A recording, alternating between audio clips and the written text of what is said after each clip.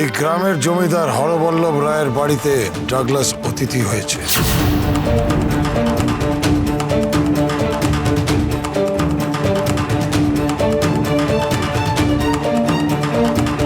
হরবল্লভ রায় তার বাড়িতে অতিথির মনোরঞ্জনের জন্য যাত্রাপালার আয়োজন করেছে। আমাদের সেখানেই পৌঁছাতে হবে। কি করি এখন? ও বাড়িতে গেলেই তো সকলে আমাকে চিনে ফেলবে। এবার তো কোনো আড়াল থাকবে না। এবার বাপ ছেলে কাউকেই ছাড়বো না ঠাকুর। মৃত্যু মুখ থেকে ফিরে যাওয়ার পরেও ওদের সাহেব তোষণ যায়নি। ডগলাসের মতো একজন খুনিকে বাড়িতে আশ্রয় দেওয়ার ফল ওদেরকে হাতে নাতে এবার দিয়ে আসবো।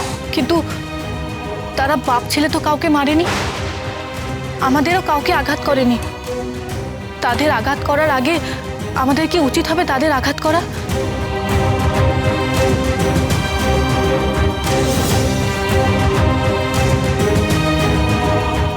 বরং আমাদের আক্রমণের লক্ষ্য হওয়া উচিত ওই খুনি অত্যাচারী ডগলাস।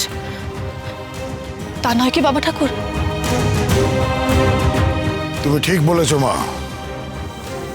অর্জুনের মতন আমাদের একটাই লক্ষ্য স্থির করতে হবে, আর কাউকে না। আমাদের লক্ষ্য হবে একজন, ডাগলাস। আর সেই লক্ষ্যটা হলো ডাগলাসের অপহরণ, হত্যা করা নয়। তবে এটাও ঠিক, হরবল্লভ বা অন্য কেউ যদি আমাদের কাজে বাধা দিতে আসে, তাকেও আমরা ছেড়ে দেব না।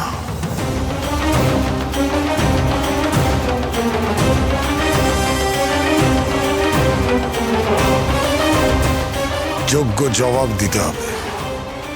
ডাগলাসকে বাঁচাতে যে বাধা হয়ে দাঁড়াবে সেও ছাড় পাবে না। তাহলে আর দেরি কেন? চলুন আমরা জমিদার বাড়িতে আক্রমণ করি। ধৈর্য ধরো নিশি। সরাসরি আক্রমণ করলে আমাদেরও ক্ষয়ক্ষতি হতে পারে, সেটা আমি চাই না। ডাগলাসের মতন ধুরন্ধর লোক নিশ্চয়ই নিজেকে অরক্ষিত রাখবে না। নিরাপত্তার বেষ্টনীর মধ্যেই সে থাকবে। আমরা যদি নিরাপত্তার অসতর্কতার মুহূর্তে আক্রমণ করতে পারি, তাহলে সহজেই কার্যসিদ্ধি করতে পারবো। কিন্তু তা কি করে সম্ভব? আমাদের দেখতে পেলেই তো ওদের সৈন্যরা আমাদের বাধা দেবে।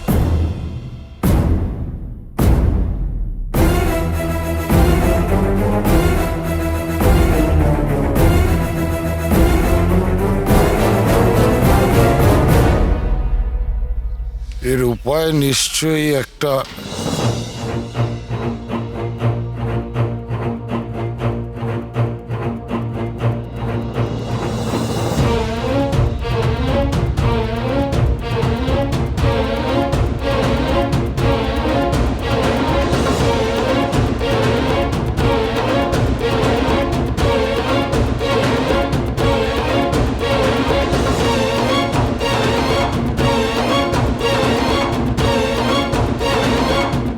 জয় ভবানী।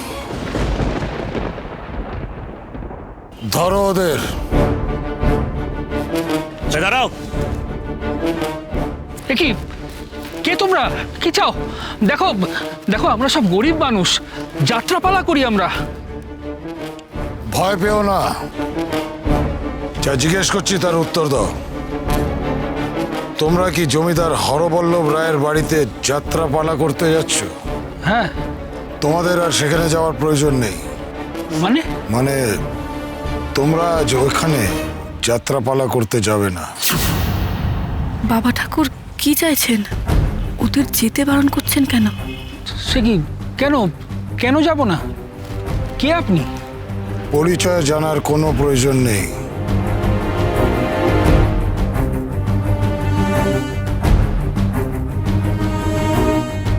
তোমাদের ভালোর জন্যই তোমাদের যেতে বারণ করছি। ওইখানে নানা রকম বিপদ ঘটতে পারে। হ্যাঁ? বিপদ? আমি চাই না তোমরা যারা বাংলার ঐতিহ্য সংস্কৃতিকে বহন করে চলো, তাদের কোনো ক্ষতি হোক। কিন্তু আজ ওখানে আমরা যদি না যাই, তাহলে তো রায়মশাই আমাদের একেবারে রক্ষা রাখবেন না। আর তাছাড়া জমিদার বাবু আমাদের অনেক টাকা দিয়ে বায়না করেছেন। বুঝতেই পারছেন এই দুঃসময়ে এতগুলো টাকা।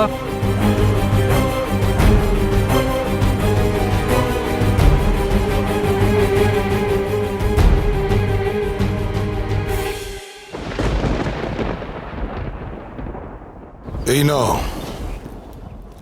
এতে যা আছে তা তোমাদের পারিশ্রমিকের থেকে বেশিই হবে।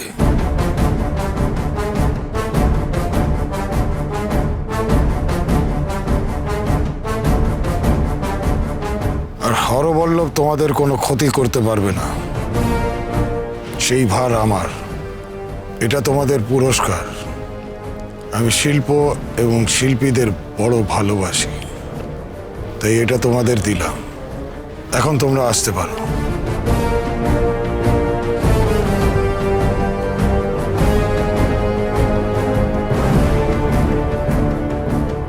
চলো সবাই আমাদের অভিষ্ট লক্ষ্যে।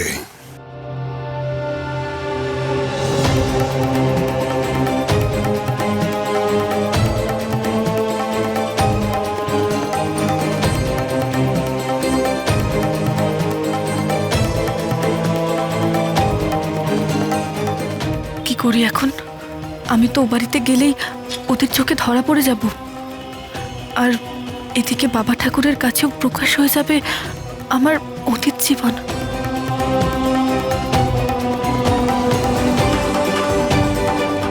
কি হলো মা, দাঁড়িয়ে পড়লে কেন? কি হলো প্রফুল্ল, তোমার কি যেতে ভয় করছে?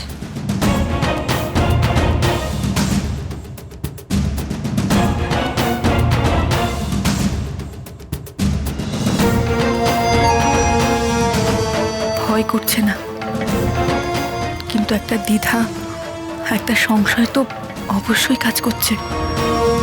আমার নিয়তিতে আজ কি লেখা আছে তা স্বয়ং ঈশ্বরই জানেন না।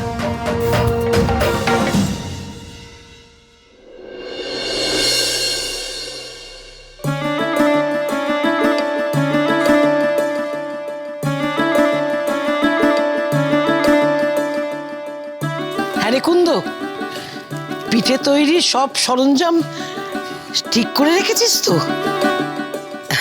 আজ কিন্তু 7 রকমের পিঠে হবে। চিতই পিঠে, তারপরে তোর এই গোলাপ পিঠে, তারপরে পাটিসাপটা, সব কিন্তু করতে হবে, মনে থাকে যেন।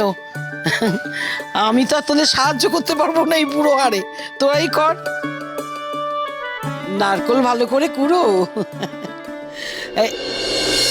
ওমা ওমা ওমা, আমার ছোট নাথ বউছে, তুই কখন এলি মা? ভালো হয়েছে তুই এসে গেছিস।